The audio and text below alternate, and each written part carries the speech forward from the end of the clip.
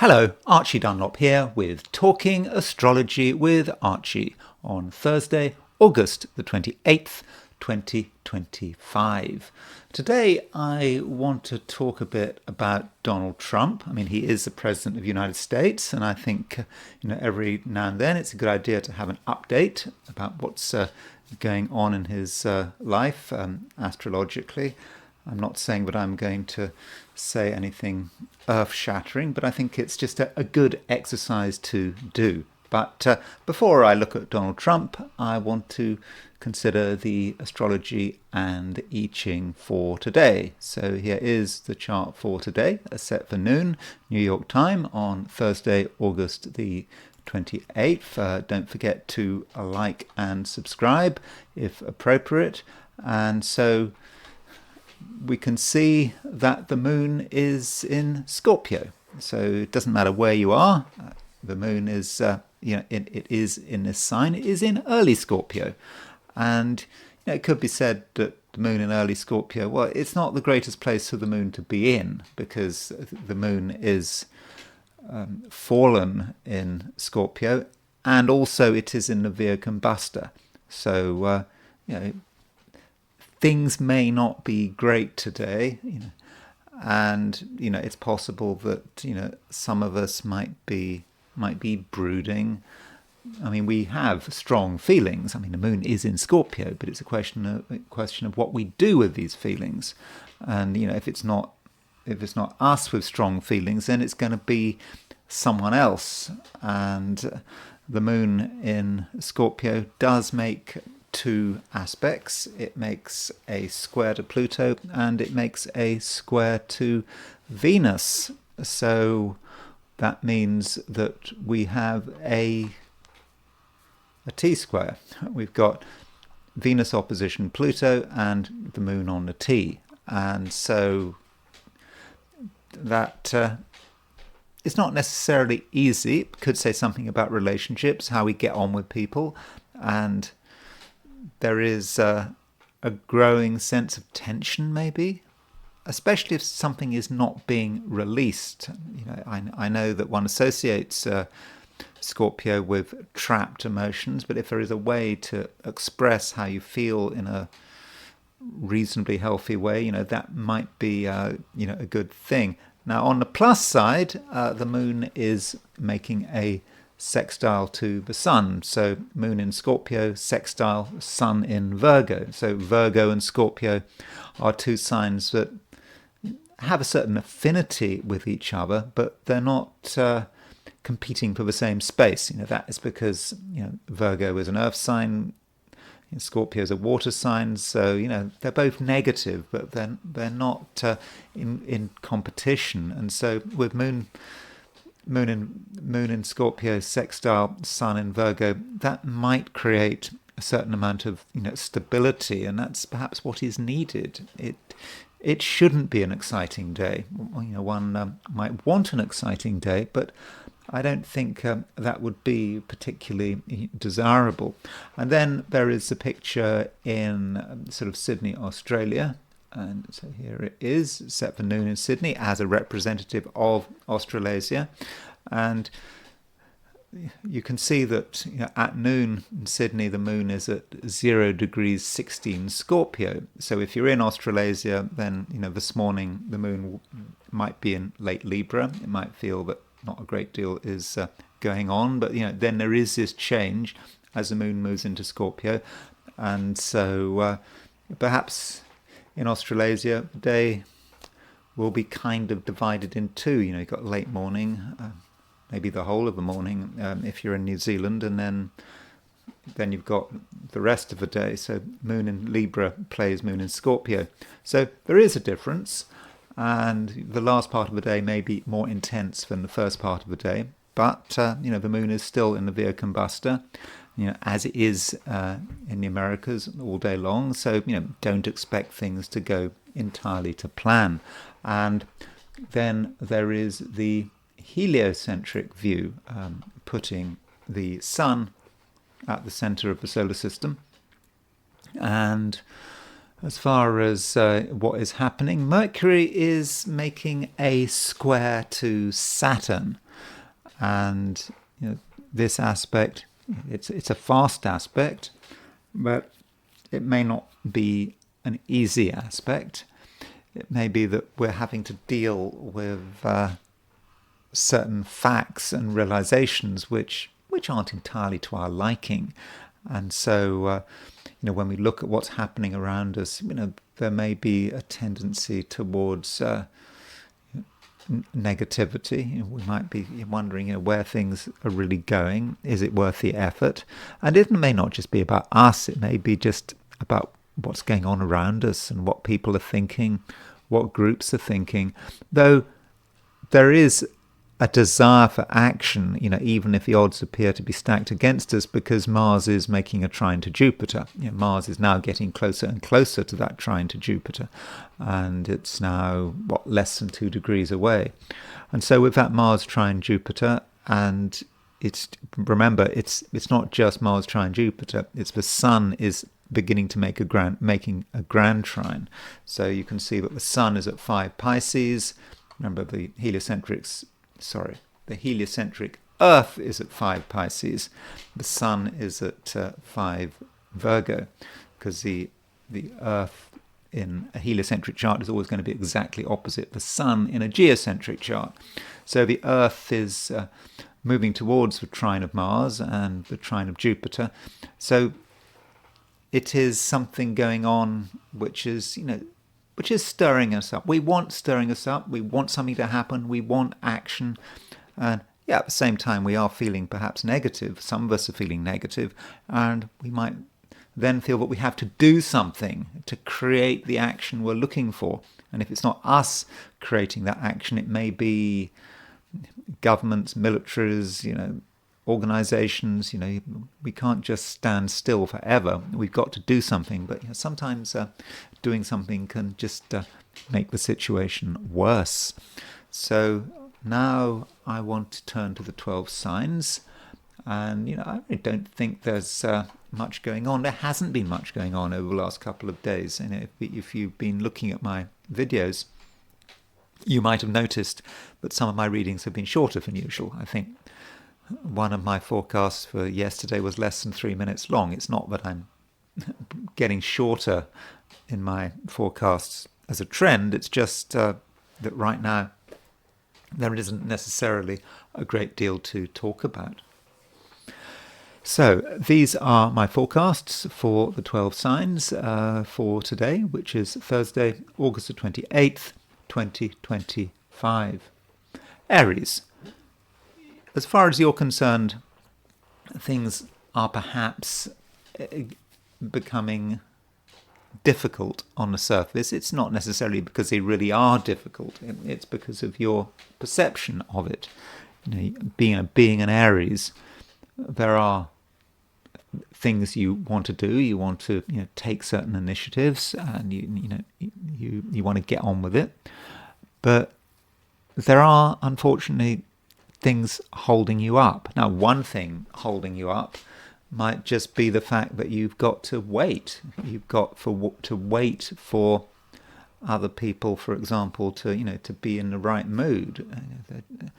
They may be distracted, and you may be expected or feel that you're expected to do things another person's way, and that's not going to be entirely to your liking.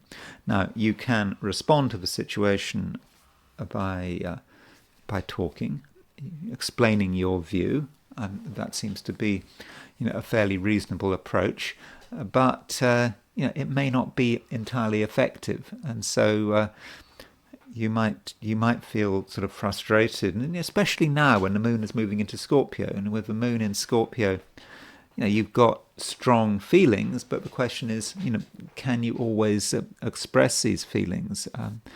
And you kind of know that things are complicated, and I know that Aries doesn't necessarily have a reputation for being a super sensitive sign. I mean, it's not like you're a Pisces or a Cancerian, but still, on an emotional level, you're quite finely tuned, and you kind of understand what people are emanating, even if you don't really get it. I mean, you know that people are thinking and feeling. You might not fully understand what they're thinking and feeling, what they're worrying about, but you still get it. You still get it that you have to take things sort of more slowly than usual, and that you can't push things too far. So, I mean, that's good. But yeah, it can be frustrating, and you shouldn't forget that Mars is moving towards a square of Jupiter. So we just looked at the heliocentric picture, and Mars is moving towards a trine of Jupiter. And geocentrically, Mars is moving towards a square of Jupiter. And so, something is stirring you up, and you want to do something. And, we do have, at the end of the month, a square between Mars and Jupiter. When I think it's... is it September the 2nd? It's Mars Jupiter. Yeah, it's on September the 4th or 5th. So okay, it's a bit of time before that Mars Jupiter square becomes exact, but you can feel it. It's in orb, and you want to do something, and you want to assert yourself, and you want to make it clear, that you have particular likes and dislikes, and so. Perhaps the question is, how do you manage this square between Mars and Jupiter? What do you do with this excess energy?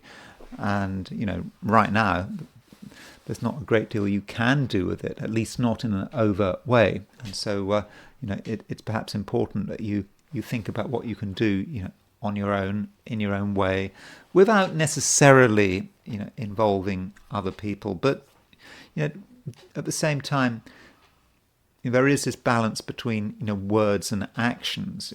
I don't think now is a great time for actions, but it could be a good time for words. The things you say will make sense, and people will understand what you're talking about. Now, they may not be able to act on what you're saying. You might make suggestions, and you just might feel that you're ignored, but people are not ready for action. And Aries, I don't think that you are ready for action either. Taurus. Venus is still making an opposition to Pluto, and you could argue that this opposition between Venus and Pluto is stronger today than it was yesterday, even though yesterday was when it was exact. And the reason for that is the moon. The moon is now in Scorpio. The moon is square Venus. It is square Pluto. So that means that we have a T square. And this T square is, from your view, Taurus, is angular. So you've got the moon in Scorpio in your opposite sign, making exact squares to Venus and Mars. And so Taurus, you might feel that something has to happen, or something has to be revealed, or that you perhaps have to assert yourself, show your power. And it's hard work because, Venus, your ruler, opposition Pluto, it might seem that you're up against some quite heavy forces, and that, you're not in full control. Yet you can feel the pressure. You're supposed to be doing something. And the question is, can you get it together? And what would you need to do to get it together? And Taurus, it might be tempting to think that it's all about other people, that you can't do anything without them, and that you just have to wait. And to an extent that's true, but at the same time you mustn't give up on anyone. And with the moon in Scorpio, that is suggesting that the action does lie elsewhere. It perhaps does relate to what other people are doing, and perhaps what other people are keeping back. And it's important that you give people a chance. You mustn't assume that they are just hopeless, or that they're otherwise engaged. That's not necessarily the case. And if you think about what a T square means in astrology, that planet on the T can represent a solution to a problem. And you could say that the problem is Venus opposition Pluto. Venus is you, opposition Pluto, dealing with something beyond yourself, something that is is difficult, could really cramp your style. What is a solution? Well, the solution is the moon. And so if you take that view, Moon in Scorpio can be about another person's actions, and they do something that perhaps you weren't expecting. The moon is in the Vir combustor, and it might even be troubling, but at the same time it could unlock things. And the moon in Scorpio it's making a sextile to the sun in Virgo, and that moon sextile sun, it's great. It allows you to balance things out, and it could be that in order to really demonstrate your independence and to show what makes you different, you need another person's help. So there's a bit of a contradiction there. With the right support, you can discover your independence and discover what makes you special. And that also relates to the sun in Virgo. From a Taurian perspective, sun in Virgo, it's a great place to be. But there might be a problem with the sun in Virgo moving towards a conjunction of the South Node, that you put too much emphasis on yourself and your own priorities, and that could spoil things. So with the moon sextile sun, you have a chance to involve other people with what you're doing. I mean, it might be quite unexpected, but their ideas, their interventions, may not be the threat that you think it is, or you think they are. It could actually be quite an opportunity. Gemini. Today, I'm not convinced that it's going to be great. I'm not saying it's going to be terrible, but there may be something rather tedious about the day. Gemini as a sign, it does get bored, and there's plenty of opportunities for getting bored today.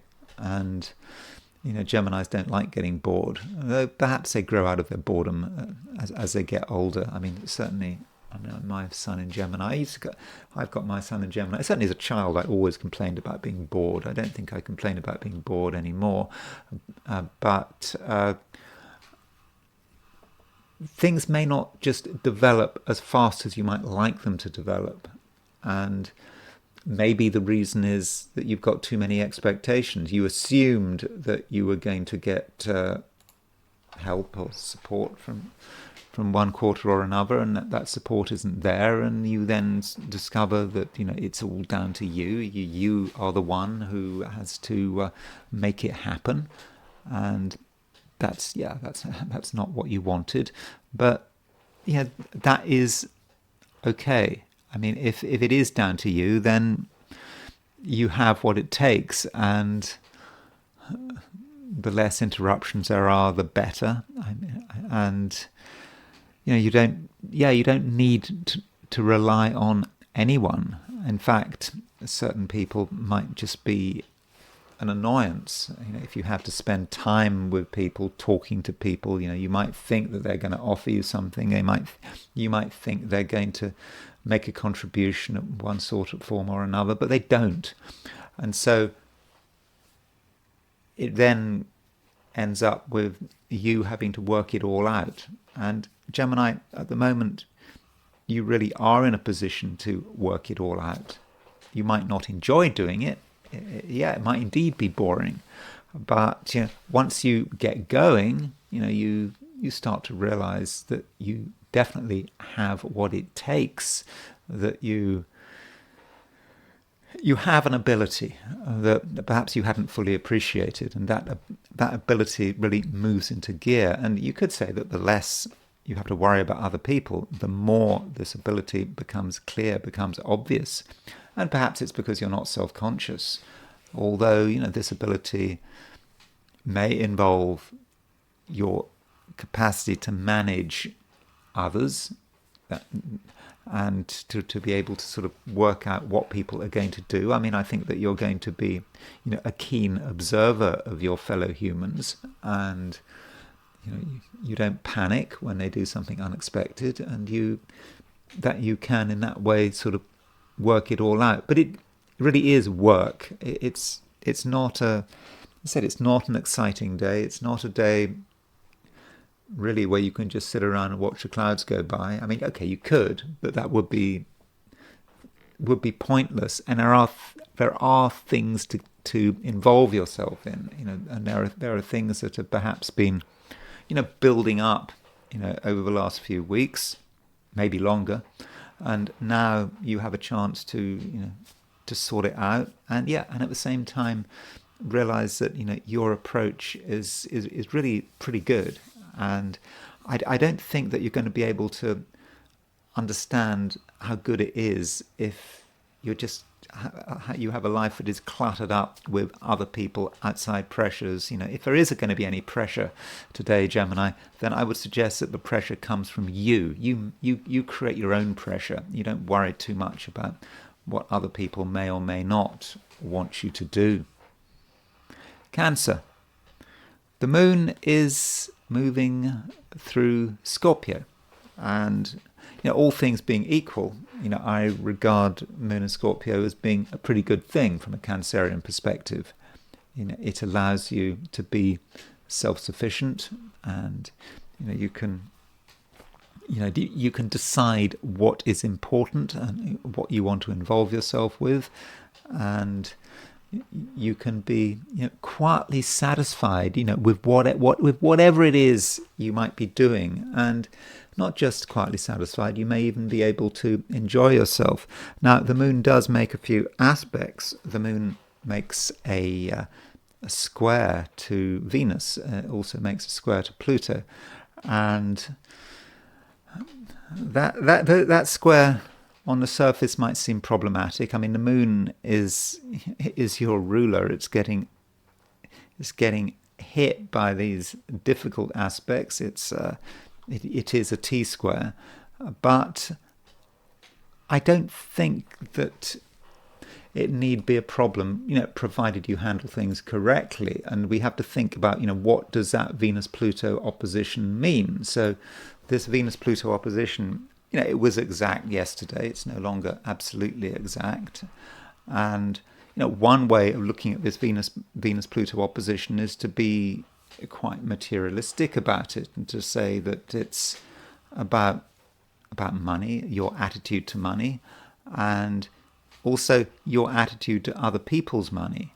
And, money is not always something that is completely discrete. You have your money, someone else has their money. There can be joint financial responsibilities, there can be joint accounts, there can be complex legal instruments, agreements, legacies, things like that. That is all possible. And so when you look at your money, you may start to see that it is quite complex, that it's not easy to just look at a bank statement and to completely understand what's going on. You do need some thought. So that may be how the Venus-Pluto opposition is working. I mean, there is another way of looking at Venus-Pluto opposition, which I'll come on to in a moment.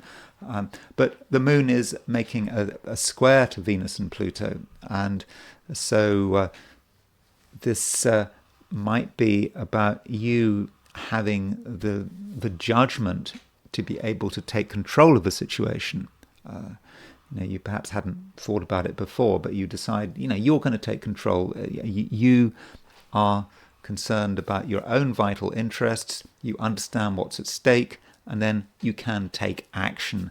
And I think if you do take action, there's a possibility that you can resolve some long-standing problem. Now, that's one way of looking at the moon square Venus, moon square Pluto.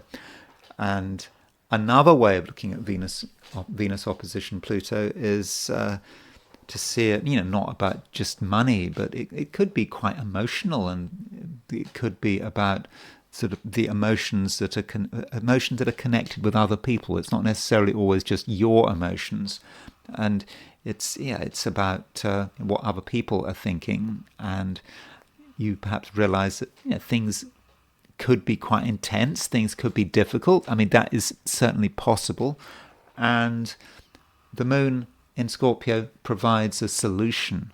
And if you're talking about emotional stuff, Cancer, this is your area. This is your specialization.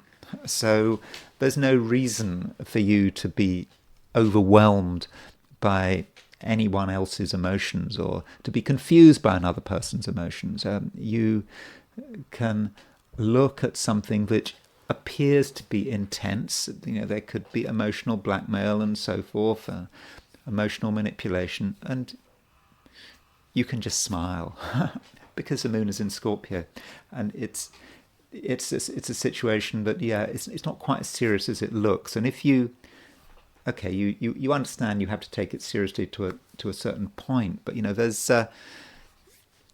there's nothing worse than people just getting overly emotional just for the sake of it, and you have the ability to sort of diffuse the situation quite quickly and indeed perhaps move beyond it. And so you could take something that appears to be emotionally complicated and you could just make light of it and realize there are things you want to do, and if you're doing what you want to do, then everything is fine. And the moon doesn't just make a square to Venus and a square to Venus and square to Pluto. The moon also makes a sextile to the sun, and that moon sextile sun, the sun is in Virgo. It's a very down-to-earth sextile. It's not a sextile in fire signs. It's in sort of moon in Scorpio, sun in Virgo, and so you can be down to earth about it, and you can perhaps just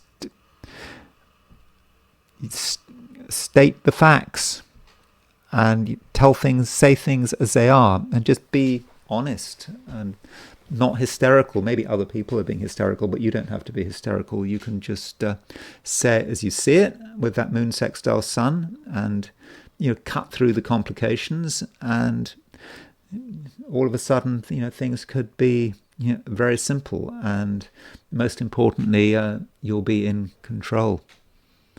Leo, you still feel that you would prefer not to be there. I mean, you don't want to be battling things. You don't want to be worrying too much about what other people are doing, what outside pressures are. I don't think at the moment, Leo, you're especially ambitious. I mean, just for the moment. I mean, things can change, and you probably want a simple life. Now, that doesn't necessarily mean that you are going to get a simple life. I mean, we do have an opposition aspect between Venus and Pluto. So, Venus, the planet of relationships, it's in Leo, it's in your sign. But yeah, it's opposition Pluto. It's been opposition Pluto for a few days. And so Venus opposition Pluto, it can be quite a serious aspect. And because it's across the main axis of your solar chart,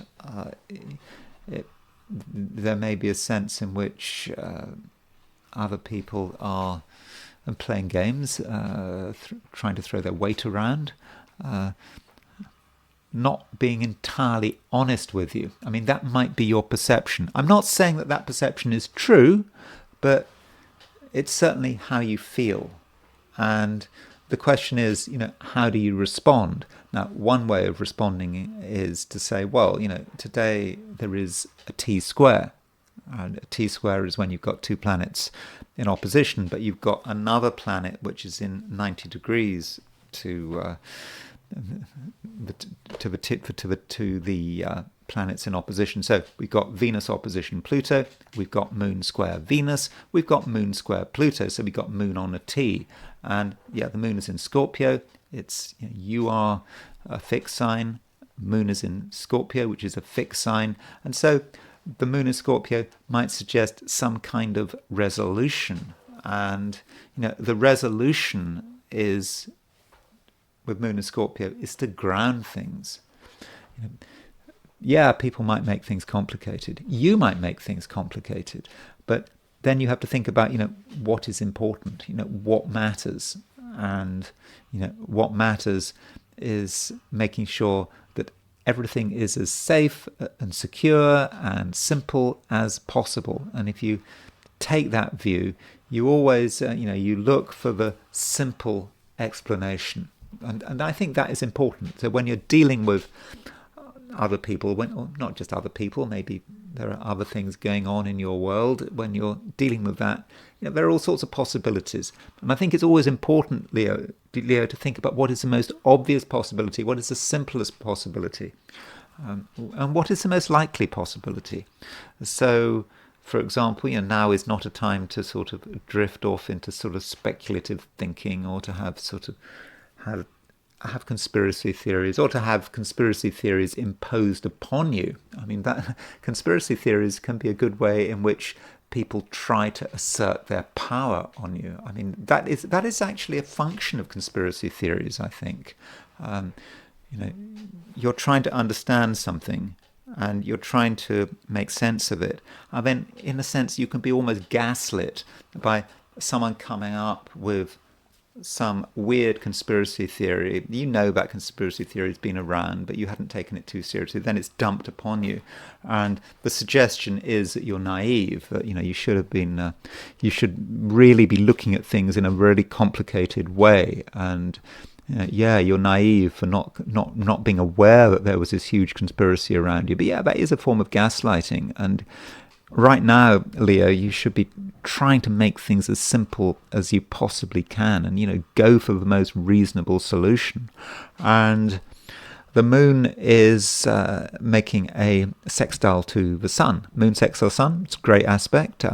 It's not a spectacular aspect, but it does allow you to ground yourself and make things simple. Why should things be complicated? And additionally, moon sextile sun, it might have some connection with money. And so if money has recently been of concern to you, maybe people have been trying to make you concerned about money.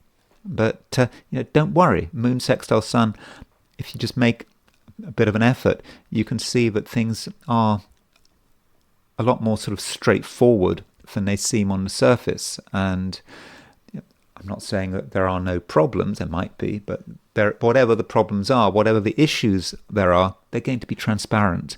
And because the moon is sextile the sun, you'll have an opportunity to do something about it. Virgo. There is a sextile between the moon and sun. I was just telling Leo that there was a sextile between the moon and sun. And I think that is something fortunate. And the moon is in Scorpio. The sun is, of course, still in Virgo. And there is a natural sympathy between the signs Scorpio and Virgo. And so, whatever else is happening today, Virgo, you can ground them and you can make sense of them. And if there's something you don't understand, Virgo, then it doesn't matter, because you can just ask. And if you ask a question, then you're likely to get an answer. And it might even be quite a complicated question, but still you'll get an answer. And if you're not getting answers and you feel you really must get an answer, someone's holding something back. I mean, you could say that the moon's in Scorpio, so people are holding things back. That is true. But does that really matter? Because if someone is holding something back and something is being hidden from you, that requires effort. And when someone is making an effort to hide something, that effort is transparent. And so, even if you don't get a direct answer, you'll still get an answer, and you get your answer through another person's behaviour, and you can get an answer through someone's silence. And so, it's not a day, Virgo, where you have to sort of worry about being deceived, because if anyone is deceiving you, then you'll know. And so it's a great time for just understanding things. And you can understand things in many different ways. It's not just through your brain, it's through your emotions as well. And do give people a chance, or you could say give them plenty of rope to hang themselves with. I mean, just let people spin their wheels, let people do their stuff, just watch them. The more they say, the better, or indeed the more they don't say, the better. If someone is just talking nonsense, it doesn't matter, because they're providing you with more and more evidence, and everyone leaves a footprint. And Virgo, I think, at the moment, this footprint, is very obvious. Though I don't want to say that everyone is, up to no good. I mean, it does work in other ways. You can give people an opportunity to show their worth, and you don't have to intervene. Just let people do what they want to do what they feel is right. And soon enough, you will get a good understanding of, for example, whether or not someone can be trusted, whether you want to go further with a relationship. So the information is all there, and if you go about it in the right way, I think that you can sort of end the day being very satisfied with what you've learnt. And don't underestimate yourself, Virgo. Virgos can underestimate themselves. They might think that there are things they can't do. They haven't got enough knowledge or experience or whatever it is. But today, Virgo, it's becoming quite clear, or rather it should be coming quite clear, that you have a definite talent, and it's real, and you can put it into practice, and it's just easy. And you have your doubts. You're asking yourself, well, is this special? How unique are you really? But it is unique. And so, Virgo, I'm not suggesting that you be arrogant. I mean, Virgo is not an arrogant sign. I'm just suggesting that you be honest about who you are, and what you can do, and the fact that you're able to work on many different levels. You can be very creative. You can also be emotional, and you can be sensitive, and you can you know how to behave. And so it works on, it does work on many levels. But I think the main thing, Virgo, is really to be comfortable with yourself, and also to recognize that you are special, and that you've got things that just other people haven't got. Maybe you've got things that other people would really like to have, and maybe then you might soon be in a position to really demonstrate who you are. And I think that people in the end are going to be very impressed. Libra. Venus is your ruler. It is still opposition Pluto. And I think I talked about Venus opposition Pluto yesterday. And Venus opposition Pluto is quite a complicated aspect. Pluto is involved, and because Pluto is involved, things might get hidden, and you might hide things, because you might be nervous about the response, and that could be a problem. And overall, today, Libra, there is a danger that you are perhaps inhibited, because you just feel that it's just not the right time, and you're concerned that if you were to show the world who you are, then there might be a negative response, and worse still, you might feel compromised. And I think it's important that you don't exaggerate. This Venus opposition Pluto may may may make you feel that you have to be quiet. You don't want to show what you can do because you might be taking a risk, and and that would be especially the case if you are surrounded by other people, lots of people around, lots of people to deal with, and you don't know what's going on in their heads, and you don't want to reveal too much, but somehow that doesn't feel right.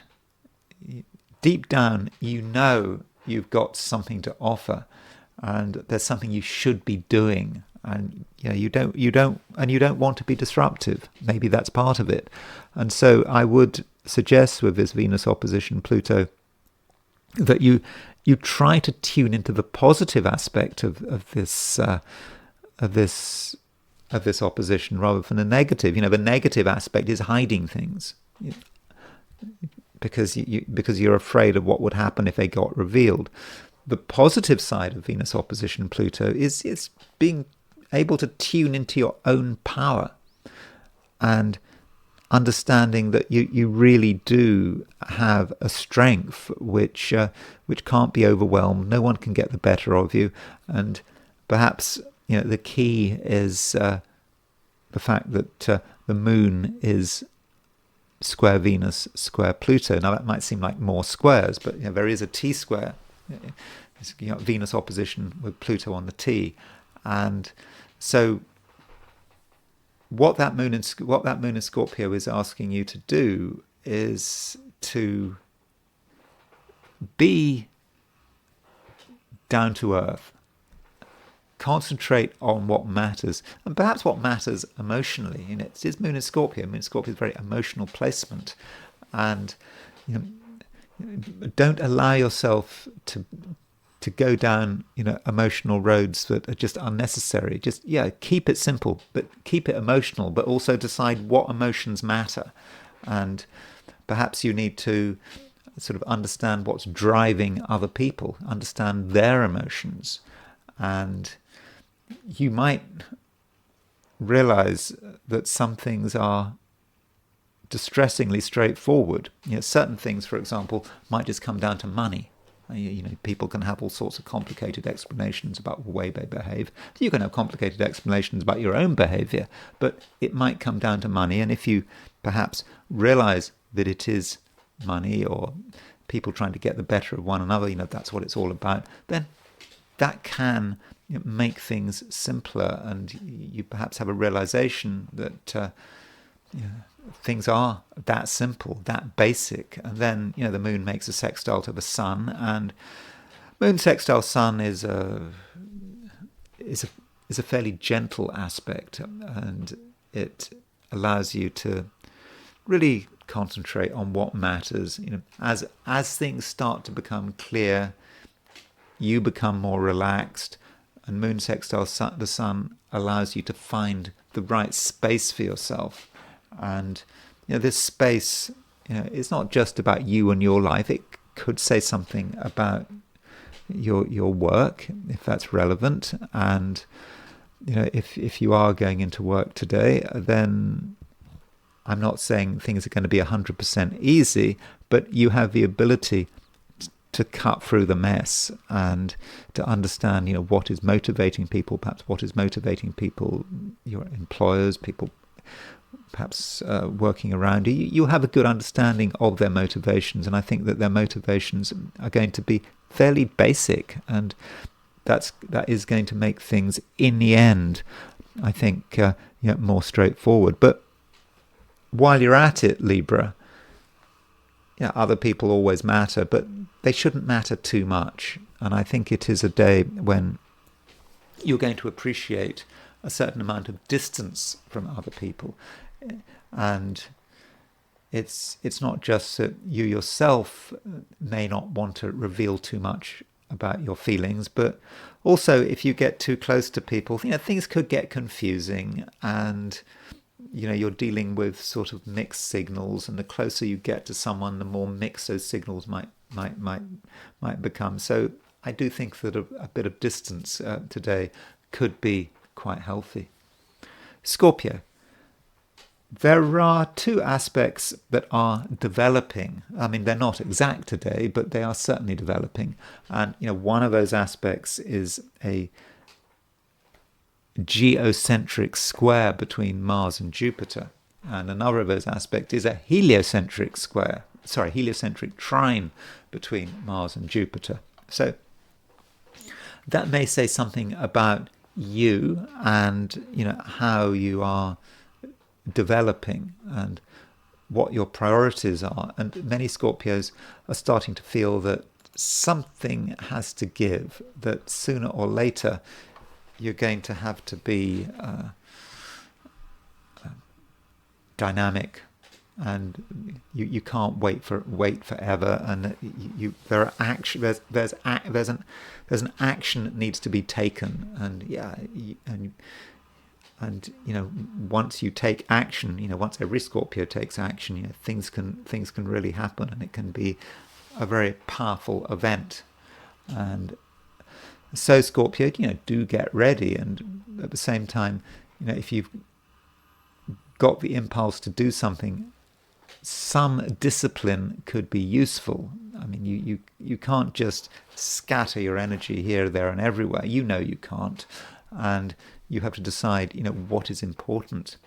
And so these Mars Jupiter aspects, they are going to be an ongoing theme, over the next week. I mean, I think it's the Mars Jupiter geocentric square is not exact until September the 5th. So between now and September the 5th, there is a growing tension of feeling that something has to happen, that you have to do something. And aside from that, we have an opposition between Venus and Pluto. We've had this Venus opposition Pluto for some time, but now the moon is making squares to Venus and Pluto. So the moon is in Scorpio, and moon is making a square to Venus, moon is making a square to Pluto. I think this T-square is useful.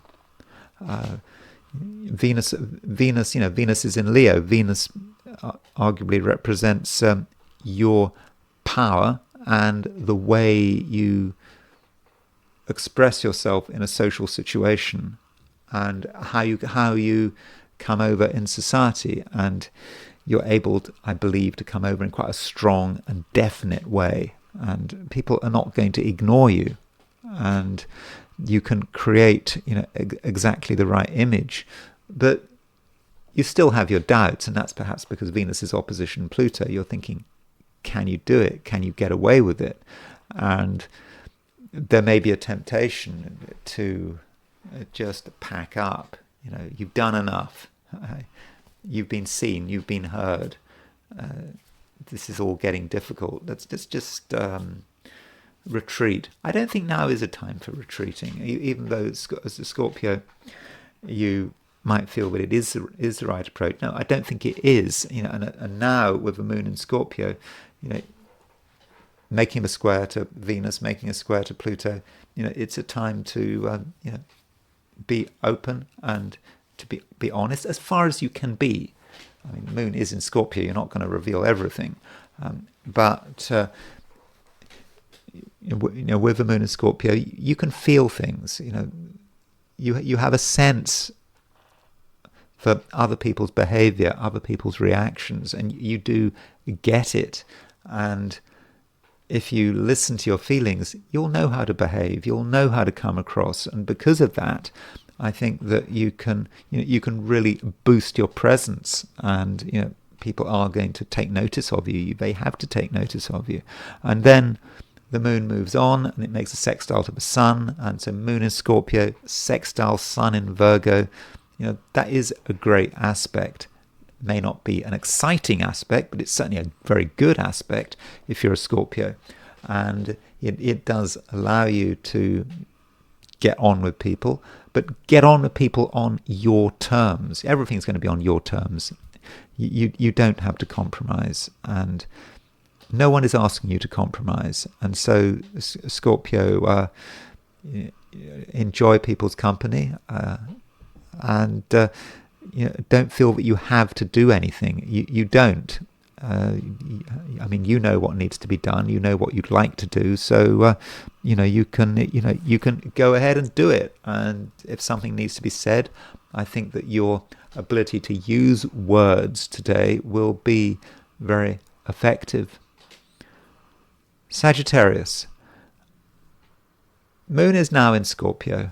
Okay, if you're in Australia or New Zealand, this morning it will be in Libra. But I think we can overall regard the moon as being in Scorpio. And, with the moon in Scorpio, you may not feel that you necessarily have to do anything.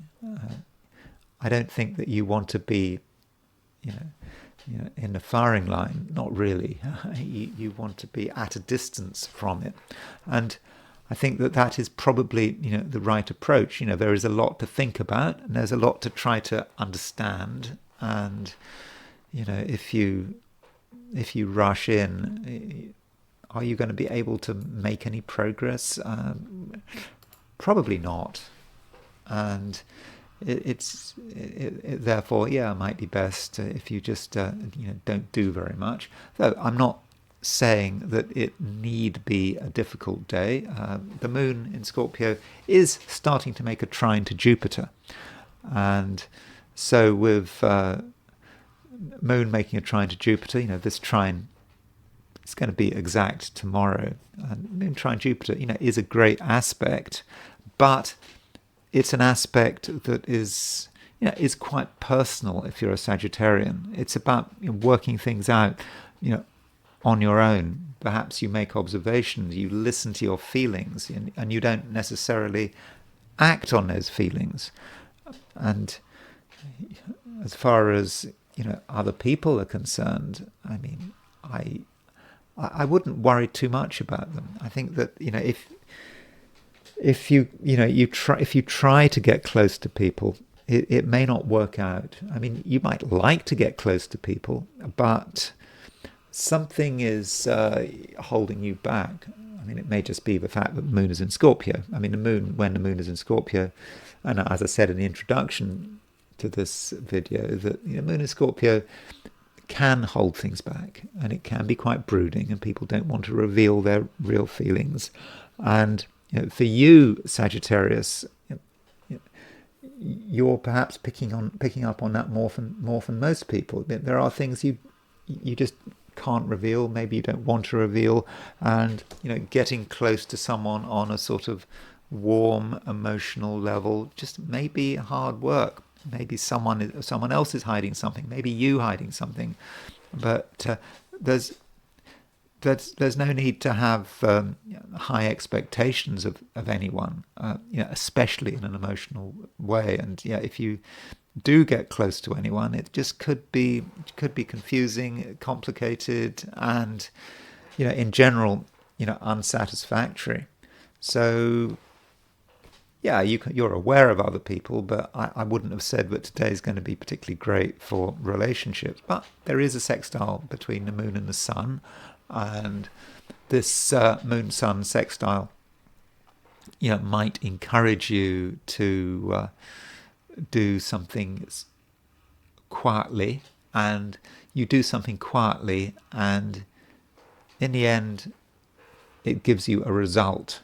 And people don't know what you're doing, but you're thinking and you're working away. And if you're not getting any recognition for what you're doing, that's possibly a good sign. You're being left alone, and you are able to sort of reach your own conclusions. And also, Sagittarius, I should point out that it may feel that something is boiling, that today may not be especially active, but there's still something going on under the surface. Something is getting stronger. And what I'm talking about is the fact that, heliocentrically, we have a trine between Mars and Jupiter. Geocentrically, we've got a square between Mars and Jupiter. Jupiter is your ruler. And so things are hotting up slowly. And you could conceive of Mars-Jupiter as being about you being assertive, you wanting to take action. And I think you do want to take action, but sensibly you recognize that now might not be the right time, and perhaps you should just wait for a few days, and in a few days' time I think the opportunities for successful action will be more obvious. Capricorn, just a reminder that Saturn is getting ready to change signs. Saturn is your ruler. It's been in Aries for a couple of months, and this does give you an idea about how the next couple of years are going to pan out. But because of retrograde motion, Saturn is going to go back into Pisces, and Saturn goes back into Pisces on September the 1st, so just in a few days' time. That would be on next Monday, Saturn goes into Pisces. And I think that you are aware of this change, and this change is not just about Saturn changing signs. It's also about Saturn being on the Aries point. And I don't know what you're thinking and feeling at the moment, but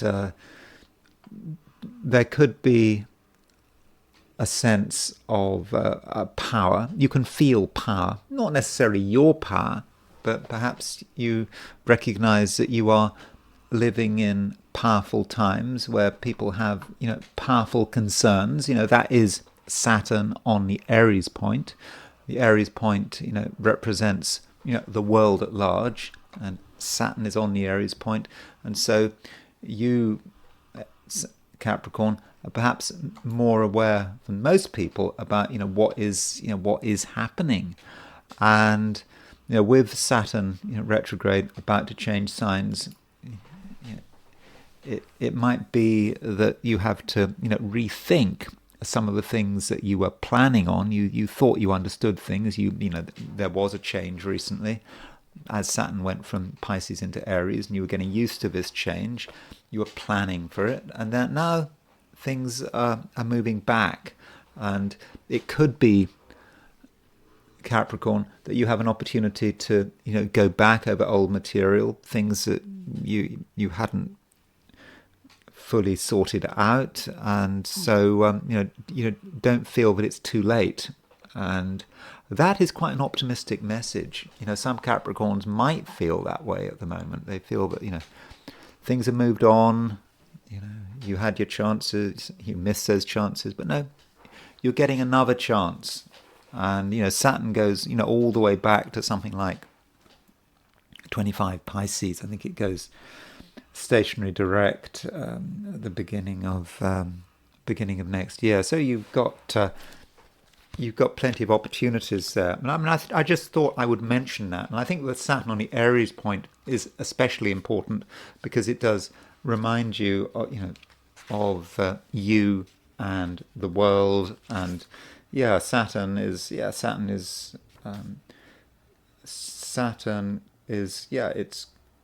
Hold on, let me get this right. When does Saturn? Sorry, I got that wrong.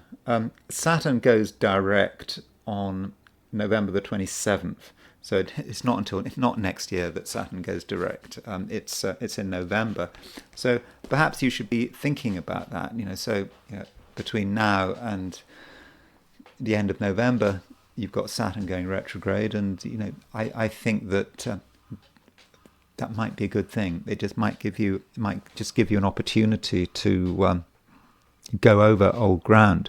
Now, as far as today is concerned, I think that today it would be a good idea to recognize that you're not necessarily the one who has to do stuff. You can let other people do it. Why put yourself out? And you might notice that in your social life, people have ideas. They want to get things off the ground, and they have their own dramas and traumas, and that may or may not be unfortunate. It depends what kind of dramas and traumas we're talking about. But it's not about you.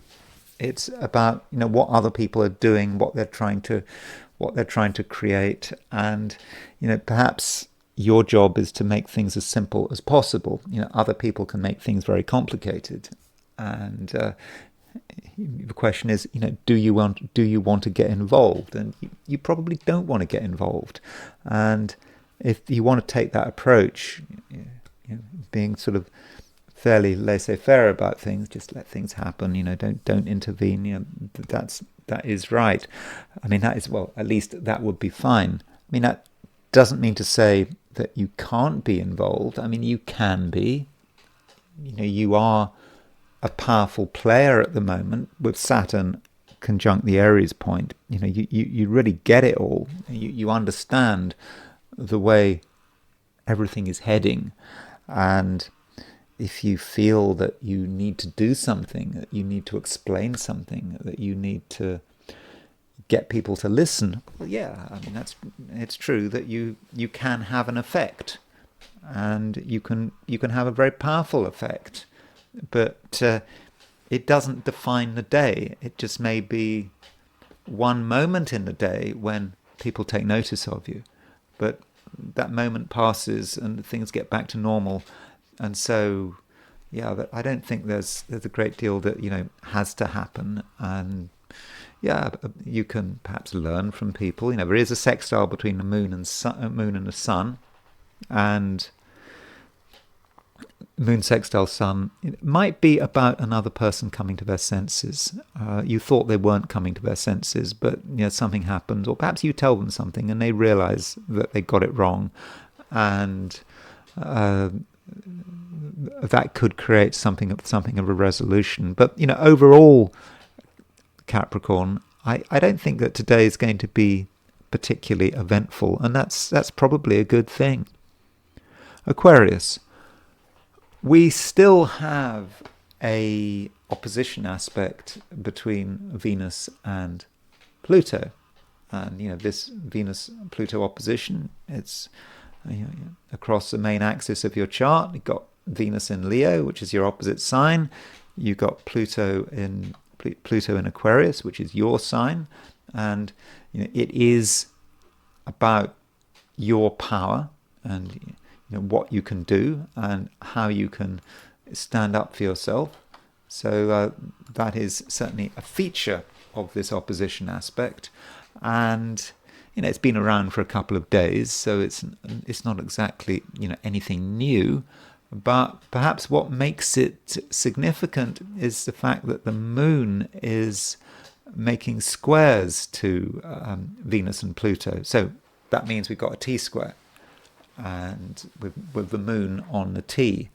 And the moon in Scorpio is in a high-profile sector of your chart, and it may be that if you're in a situation where you are under pressure, particularly if it's someone else pressurizing you, or you feel you haven't got enough power, then you can get around the problem, or you can sort of resolve the problem by being very definite.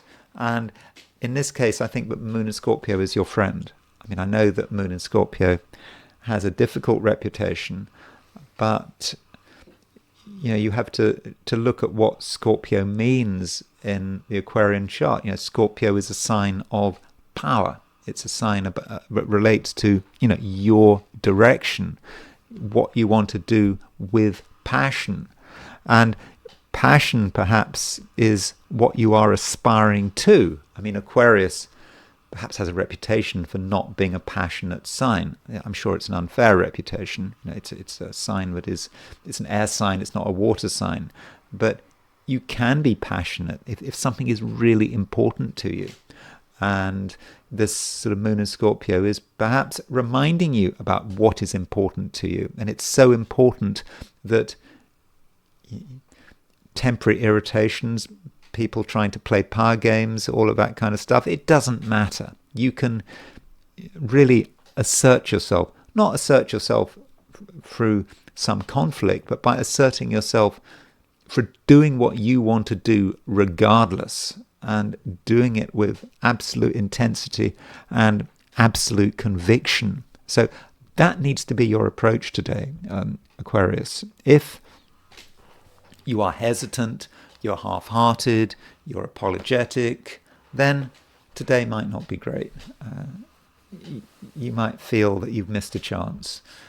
You might have allowed other people to assert themselves in ways that they really shouldn't have been able to do. So, Aquarius, I think, the broad message is, do tune into your own power, because today you can be powerful and you can achieve, real targets, real goals, and even if you feel that there is huge amounts of resistance, you can get past that resistance, and you just have to, be honest about what you can do, and your conviction can be just enough to get you through. And at the same time, we have a sextile aspect between the moon and the sun, and I think the moon sextile sun is possibly more of the same. It does allow you to get your way, but in the end, in the final analysis, you can possibly get your way through a fairly gentle approach. Especially if you're worrying about other people. How do you deal with other people? Just by being reasonable on the surface. You might not be being reasonable deep down. Deep down, you have that conviction, that almost irrational conviction. But on the surface, you can be quite reasonable about it. Let's do this, let's do that. Use your emotions. You can be emotional, especially with Moon in Scorpio. Use your emotions to get your way. And I think that if you're very clear about it and you leave no room for doubt, then I think that today can be really good. And whatever it is you want to achieve, you can take great steps towards its achievement. Pisces. We have the moon in Scorpio, and it's always good when the moon is in Scorpio if you're a Pisces. All things being equal. The moon is in a water sign, and it's quite a deep place for the moon to be in, and it's about having deep thoughts about the world and what's going on in the world and how you feel about the world, and perhaps realizing that things aren't simple, but at the same time they're perfectly manageable. And so Pisces, do allow yourself to explore, and don't be afraid of anything.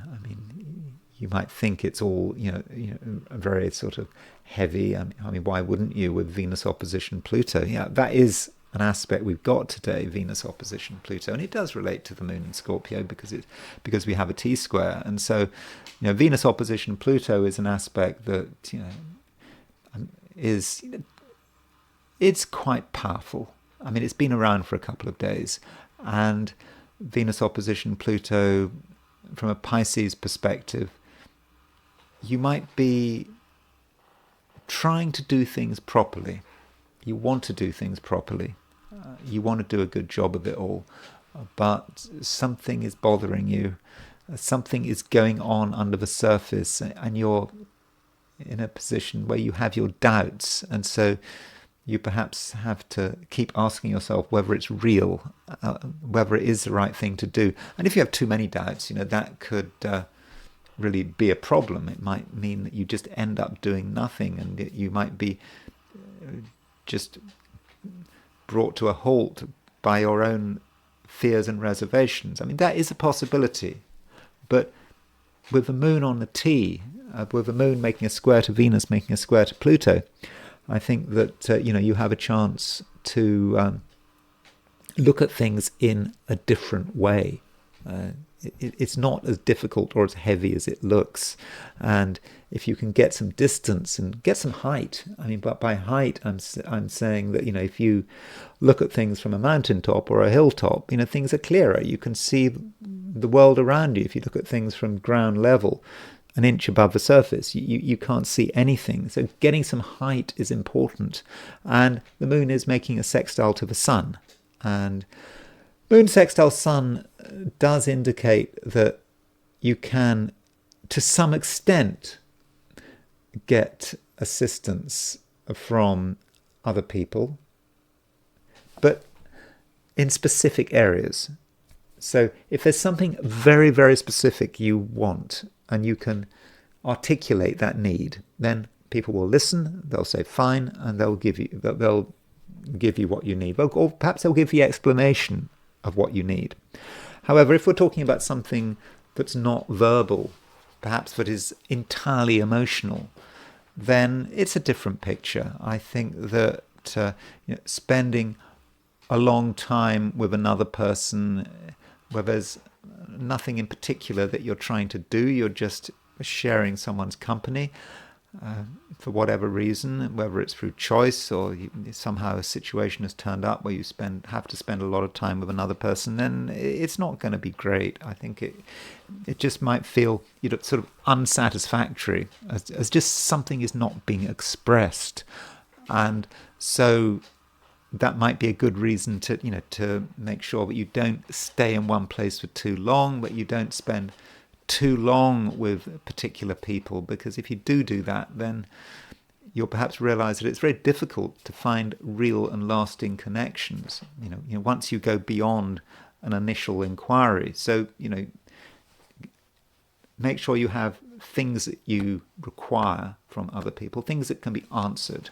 But if you're looking at it from the perspective of general companionship, particularly on an emotional level, well, then today, might be disappointing. And perhaps that would be a waste anyway. You need to be, elevating yourself and not worrying too much about what other people are doing, what other people are feeling. And those are my forecasts for the 12 signs. And now it's time to look at today from the viewpoint of the I Ching. So I asked the question, what is Thursday going to be like for those watching the I Ching section of this video? And the first hexagram I got was a hexagram number 41, which is decrease. Now, decrease and increase are part of the same movement. Where there's increase, where there's decrease. Where there's decrease, there's increase. I mean, they're the same thing. And in order to increase, you always have to decrease, because you need to create a space. And so, with decrease, there are certain things that you perhaps don't need anymore. You want to sort of tone them down. So if you go into the day today, you thinking that there's something really important and that you put a lot of energy into it recently, then decrease indicates that the best approach might be perhaps to turn down the volume a bit. It's perhaps not quite as necessary as you think it is. Okay, it might be necessary at a later stage, but don't get obsessed about it. Or if there's something you've been holding on to because you thought it was really important, then maybe you should just let go of it. Maybe it's just not useful anymore. And with decrease, it's so linked to increase. So if you want increase, you have to let something go. You're not going to get the gains you're looking for without letting go. And we do have a moving line, and the second line from the bottom moves, and it's all about action. And we think about decrease in terms of things, but it's also about what we're doing and what actions we are taking. And the general advice here is not to act.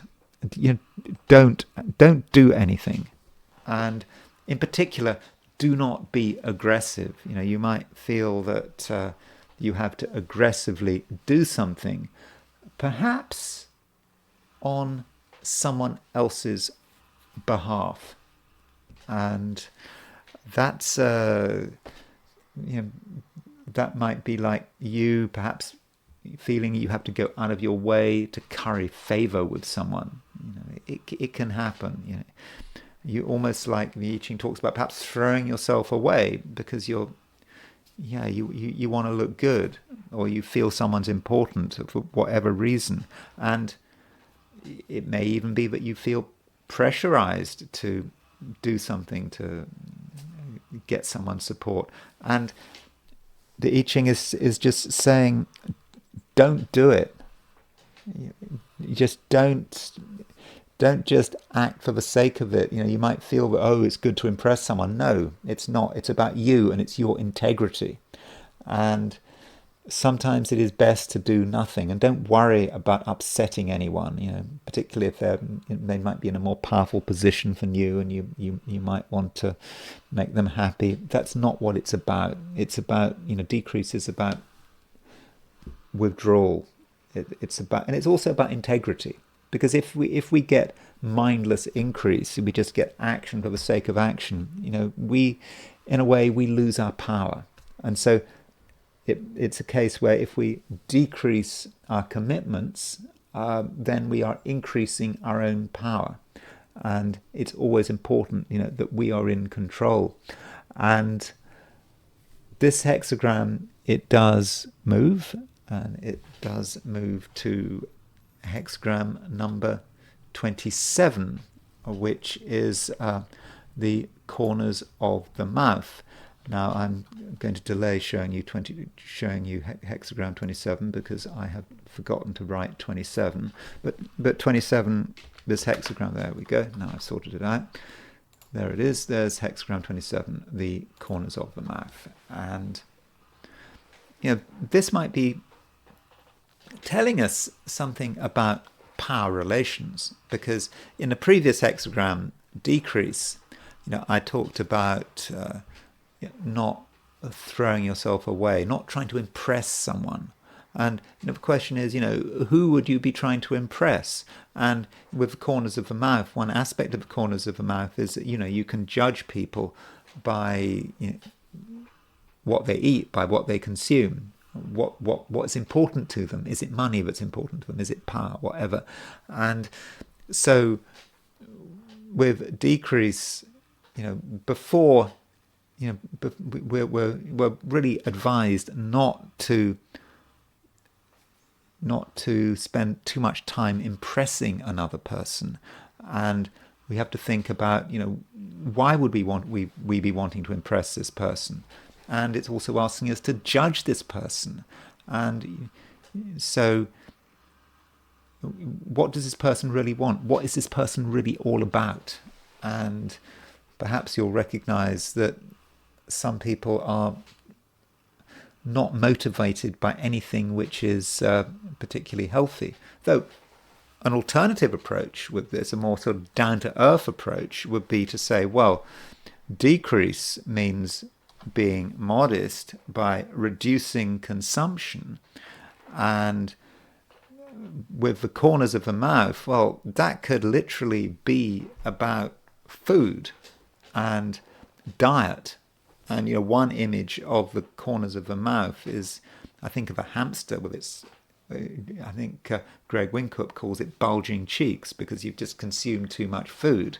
And there might be a feeling that you have to sort of cut down in certain areas. There might be an excessiveness here. So this might be sort of talking about a diet. I mean, it might be as simple as that. But we have to think about, with the corners of the mouth, what is good for us and what we want to feed on. And going back to the previous hexagram of decrease, maybe we've taken something too far, and the overall message is we've got to reduce and cut out things that are unnecessary, and also finish what's on our plate.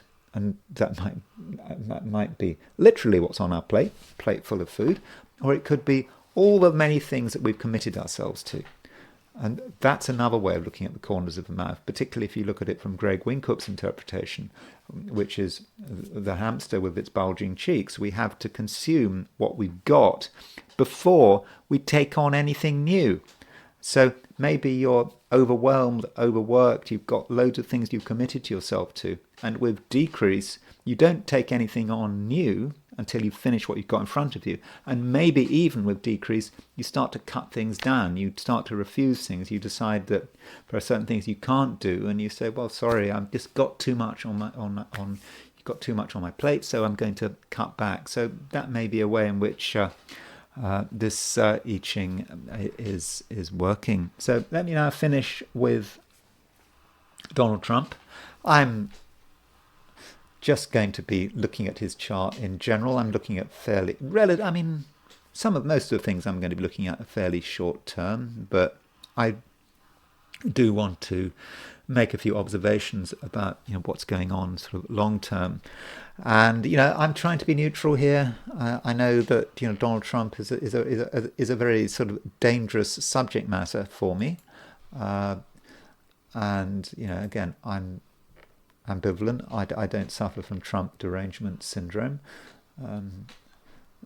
So let's look at what's happening with Trump. So here is his chart, and one thing about Trump, if you're into sort of annual perfections, which I have sort of already observed. Annual perfections are not. It's not a technique I'm obsessed about. I'm not a Hellenistic astrologer. I don't regard myself as being one.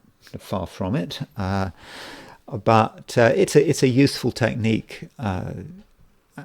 Annual perfections. The idea that you can have one planet that rules your year, and the idea that you've got an ascendant that is sort of constantly sort of moving from one sign to another. So he has just turned 79 2 or 3 months ago, and so that does mean him turning 79 is that if he's 70, so he would have been 72 would have covered Leo, 78 would have covered Aquarius. So that means that his sort of perfected ascendant is Pisces, and so that means that his annual ruler is going to be Jupiter. And I think that that then means that his Donald Trump's Jupiter may be unusually important at the moment, and we should think about what's going on with his Jupiter over the coming year, and for example what aspects it, and maybe even small aspects to his Jupiter could be important. And so as far as what is happening right now, we know that he is he's being active. He's still concerned about his tariffs. He's involved with Ukraine. I think the Ukraine situation has become an issue of ego. He said he's going to sort the problem out, and he wants to sort the problem out. He insists on sorting the problem out, and he says it's, he seems to think it's quite simple. I mean, originally he said he was going to be able to sort it out pretty much in 24 hours with almost just one phone call, and now it's more problematic. And he's just announced, as far as I know, things can change. Tariffs against India, and 50%. Is it 50% tariffs against India? Because India is continuing to import Russian oil, and I think it might also be a good idea to look at what's going on between Trump and India, and I think that might be a good place to start. Although there are other things that we need to think about, and there have been questions about his health, the fact that we've had sort of bruising on his hands, and he's saying, well, that's because he's been taking aspirin, but there's some sort of venous issues. So there are issues about Trump's health which are coming out into the open, and I mean, he's 79 years old, so one should not expect his health to be 100% perfect, but still, there are things going on. Now, as far as India is concerned, one should question how he and Narendra Modi are getting on with one another. I mean, Narendra Modi and Trump. Well, here's the horoscope of Narendra Modi, the Indian Prime Minister. And What I think is quite interesting about Narendra Modi's chart is, I don't have a time of birth for Narendra Modi. Now, you might think, if you're from India, you might think there is a time of birth available. The trouble is that different Indian astrologers, as far as I can see, have come up with different times. So there are several times available for Narendra Modi, and there is no confirmed time. So we don't know what time he's born. But we do know that Narendra Modi has his Mars at 24 degrees Scorpio, and he has his Uranus at 9 degrees Cancer. So Narendra Modi, he's coming up against Trump, and we can immediately see the problems here. And so the problem is Narendra Modi's Mars. So if we put Narendra Modi on the outer wheel, then we see that Trump has his IC at 24 degrees 22 Scorpio, and Narendra Modi's Mars is at 24 degrees 8 Scorpio. So that is a point of tension, But the IC is, at the bottom of the chart. It's a very personal point. It's perhaps about Trump and, what he's trying to achieve and how he evaluates himself. But, when you've got Narendra Modi's Mars on the IC, there is tension here. And this might relate to the tariffs, that Trump is just not going to, but Narendra Modi and India, they're not going to budge. They really need this oil from Russia. It's important. India doesn't have any oil resources of its own, I don't think. It probably has something, but nothing major. It is a major oil importer, and it needs cheap oil to keep its industry going. And it really has benefited from this cheap oil from Russia. So the question is, why should they oblige Trump by refusing to import Russian oil? And Narendra Modi's Mars is not just conjunct Trump's IC, it's also square his ascendant. Square his ascendant, and it's square his Mars. So you can see that there is a real clash going on here, or there's a potential for a clash between Narendra Modi and Trump.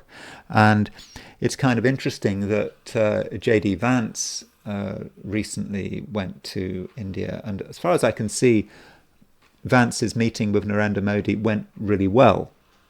And if you look at Vance's chart, Vance has got his Mars at 22 Scorpio, and so Vance's Mars is conjunct Modi's Mars, and Vance has his Mars on Trump's IC.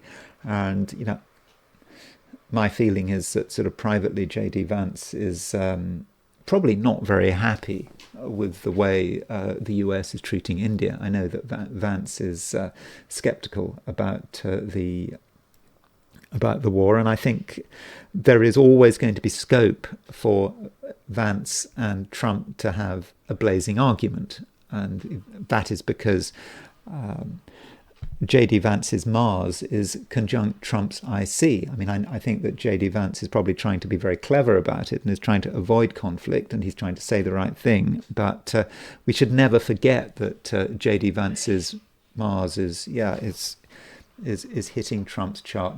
Just a reminder to look at what, if we do the comparison between him and J.D. Vance.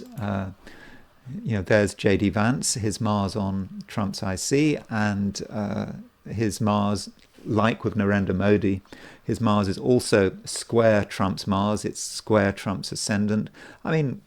Vance's Venus is conjunct Trump's Mars, it's conjunct Trump's ascendant, so he might be able to assuage him. But I think it must be a real problem for Vance, because I just think that he's not happy with a lot of the stuff that Trump is doing, especially in terms of foreign affairs, because I know that J.D. Vance, is something of an isolationist, and he doesn't see the need for these sort of foreign wars. And when one wonders, how it will all work out. So, as far as the short-term picture, what kind of transits Trump is having at the moment, then, well, we can start with his lunar return. I'm not saying, by the way, there's anything major about his lunar return. His lunar return, September the 1st, 2025. So he's got his lunar return on Monday. I'm just using this as a place to sort of start my transits from. So these are the positions on September the 1st. And of course, Trump has his moon at 21 Sagittarius. So if we do a sort of bi-wheel, we put Trump's chart in the middle, we put the lunar return on the outer wheel, we can start to see what transits Trump is starting to experience. So firstly, Mercury is now moving into late Leo. And so remember, we're talking about very short-term aspects here. And so, by the end of a month, well, it is the end of a month. It's August. This is a video for August the 28th.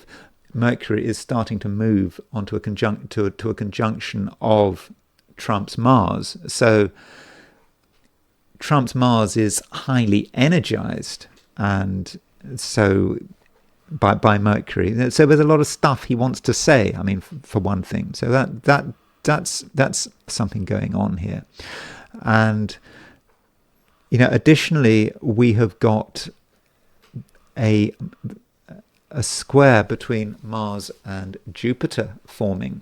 So I talked about Trump's perfection and the fact that Jupiter is his annual ruler. Now, I don't think that aspects to your Jupiter are necessarily particularly important. I mean, Jupiter is a social planet. It doesn't seem to work quite as well on a day-to-day level as the personal planets, the ascendant and the midheaven. But because it's his annual ruler, I think that aspects to Trump's Jupiter are perhaps going to be more important than usual. And so at the end of a month, we have Jupiter making a square to his Jupiter. So right now we've got Jupiter square Jupiter. So that is important, and that Jupiter might well say something about his health. If he's got this, when you think about Jupiter, you think about swellings, and I think that there are various swellings. People talk about his legs swelling, so there could be a health issue there.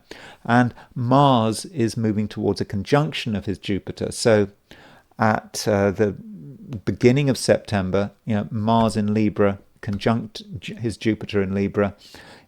I do think potentially that could be quite an important aspect. Again, because Jupiter is his annual ruler, and that might make him more aggressive than usual, and he might be more sort of excessive than usual, because that's one thing that one thing that Jupiter can do, particularly as we've got a Mars square Jupiter. So I think that this Mars square Jupiter, really is relevant for Trump.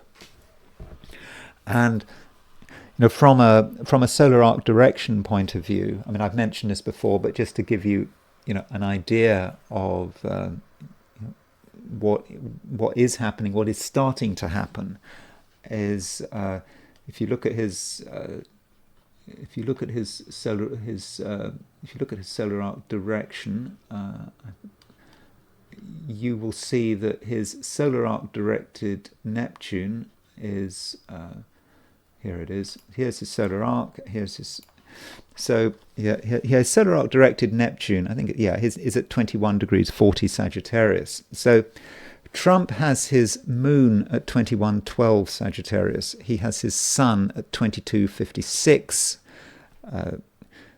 Gemini. So in a year's time, approximately, Neptune, just over a year's time, Neptune will be opposition his sun. And I think it was, maybe 6 months ago, he had Neptune conjunct his moon. So that means that, right now, solar arc directed Neptune is on his sun-moon midpoint. And I think, because he's got this full moon in his chart, I think that is a point that is potentially quite worrying.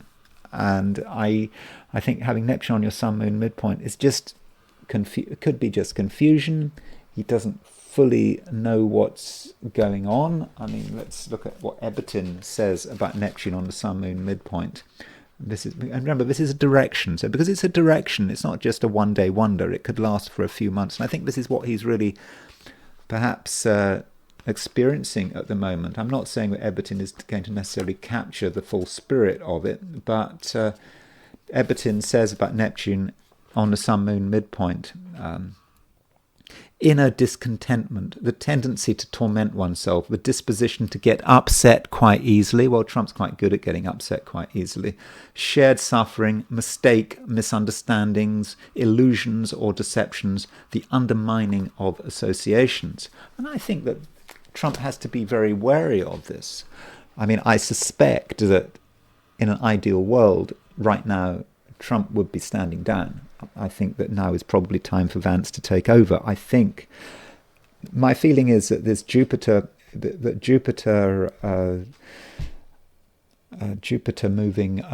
becoming the annual ruler is not really working well for him. And I maybe that's with the health as well.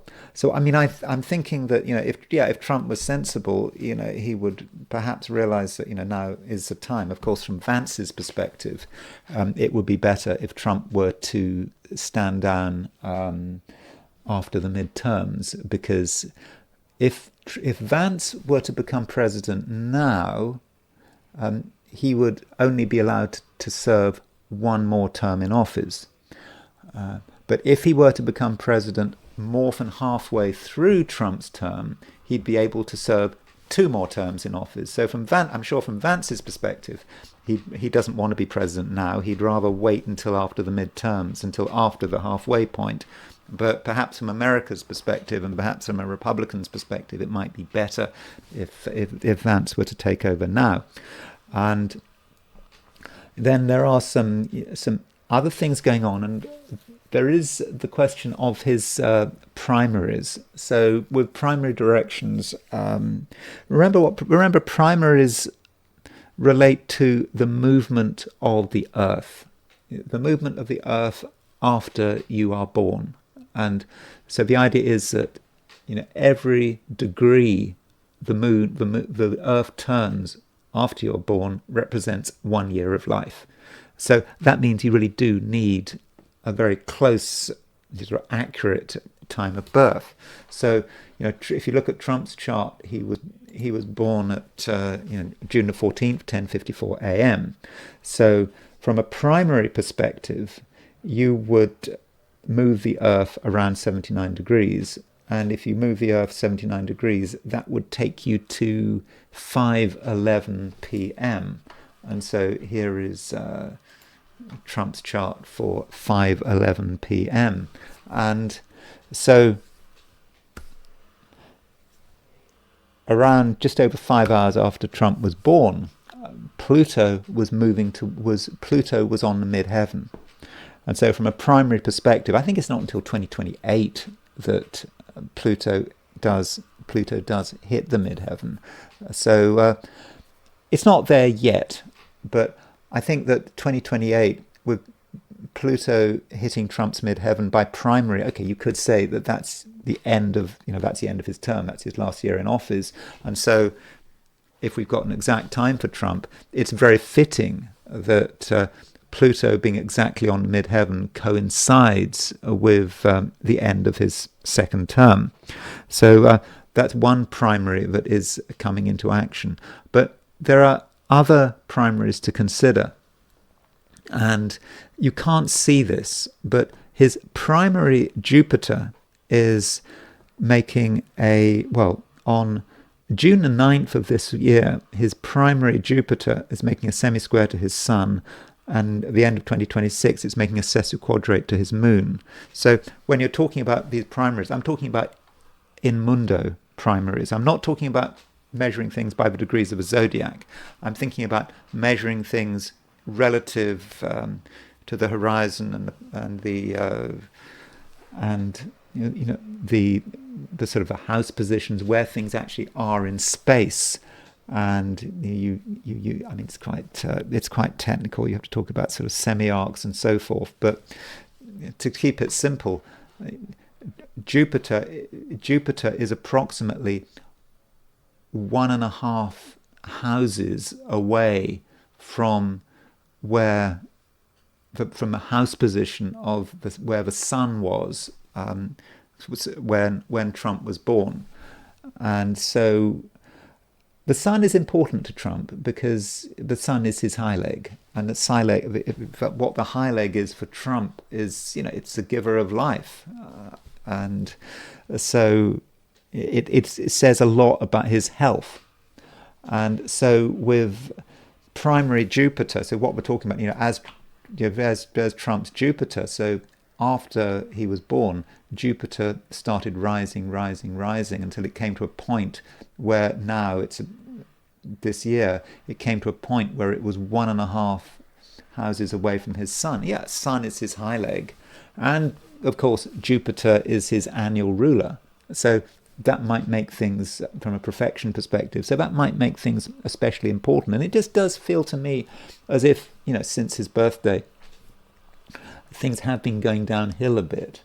And so with Jupiter semi-square the sun, and then at the end of next year, he's got Jupiter sesquiquadrate the sun, sesquiquadrate the moon. So, overall, Jupiter is activating his sun-moon opposition. And there is one other aspect that's interesting. Now, it's not exact until 2027, and it is a rapt parallel. And a rapt parallel is a situation where two planets move to being either side of a midheaven, or it can be the midheaven. So a rapt parallel, and the question is what these planets are. So if we look at the positions of the planets just after 5 hours after Trump was born, we can see that Mars and Saturn are on either side of the midheaven. Now, we're not measuring across the zodiac. We're measuring by sort of by the distance, by rising distances. We're measuring in terms of planetary movements relative to the horizon. That's why it's a sort of an in mundo aspect. And so in 2027, we've got, I think it's October the 22nd, 2027. So, okay, it's a couple of years off. But I think he's perhaps starting to pick up on this already, that this rapt parallel involving his midheaven and Mars and Saturn is starting to take its toll. And the midheaven might just be about his work, his career, his ability to make judgments. And so I'm thinking that, okay, at the moment, short term, Trump is under a bit of pressure here, particularly with that Mars square Jupiter, hitting his Jupiter, and I think his Jupiter is an important planet. But I do feel that since his birthday, things have been sort of perhaps going a bit pear-shaped, and I think it might be best if he would step down now, because I don't think that for Trump things are necessarily going to get any better. I think the tide has turned against him. And so, that's my thoughts at the moment. Perhaps I need to look at it in closer detail. And don't forget the fact that his solar arc-directed Neptune is moving onto the square of his Sun-Moon midpoint. I think that is potentially a very big deal. And as you saw when I was telling you what Eberton says about Neptune on the Sun-Moon midpoint, it's not very good for making the right judgments. And I think one has to really think about the kind of judgments that he is making. So anyway, that's all I've got to say about Donald Trump. I hope you enjoyed this video. If you did enjoy this video, I'd be very grateful if you were to like it. If you're not subscribed, I'd be super grateful if you were to subscribe. If you want to buy me a coffee, there's a link in the description, and I will talk to you again tomorrow.